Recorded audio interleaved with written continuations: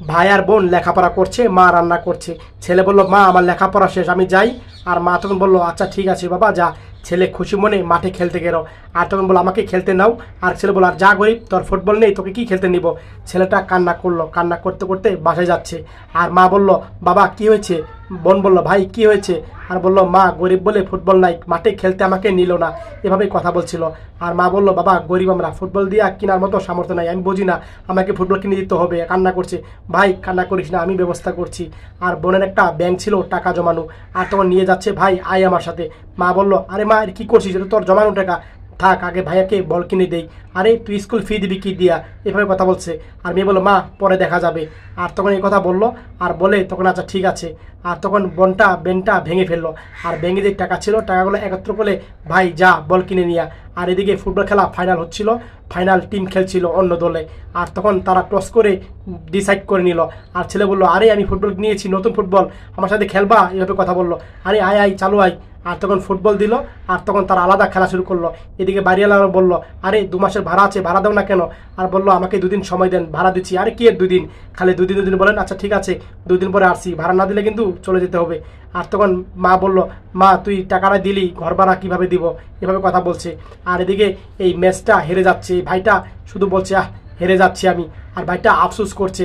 আর এদিকে ছেলেরা খেলছিল, বলটা পায়ে লাগলো। ভাই বলটা এদিকে আমাকে দেন। বলটা দিল। আর ছেলেটা বলটা নিয়ে দৌড়ে খেলতে গেল। আর ভাইটা তাকিয়ে দেখলো, মনে মনে ভাবলো ছেলেটা তো ভালো খেলে, এভাবে কথা বলছিল মনে মনে ভাইটা।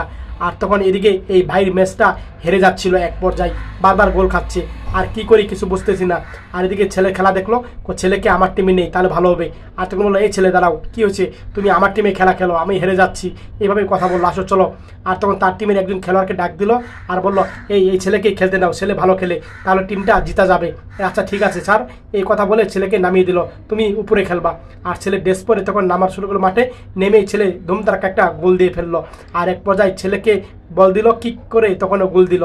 আর সবাই তখন খুশি হলো, ছেলেটা আরেকটা গোল দিয়ে টিমকে জিতিয়ে দিল।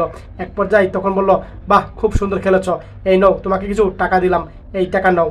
আর তখন ছেলে টাকা পেয়ে খুশি হলো। আর তখন ছেলে যাচ্ছে, মাকে টাকা দেবো, মা অনেক খুশি হবে, এই কথা বলছে। আর দেখতে পেলো জুতা। আর তখন ছেলেটা বললো বোনের জন্য এক জোড়া জুতা কিনে নিয়ে যাই। আর তখন ছেলেটা তখন বোনের জন্য এক জোড়া জুতা নিবে দোকানের সামনে গেল। আর তখন প্যাক করে দিল, ছেলে বাসায় নিয়ে যাচ্ছে।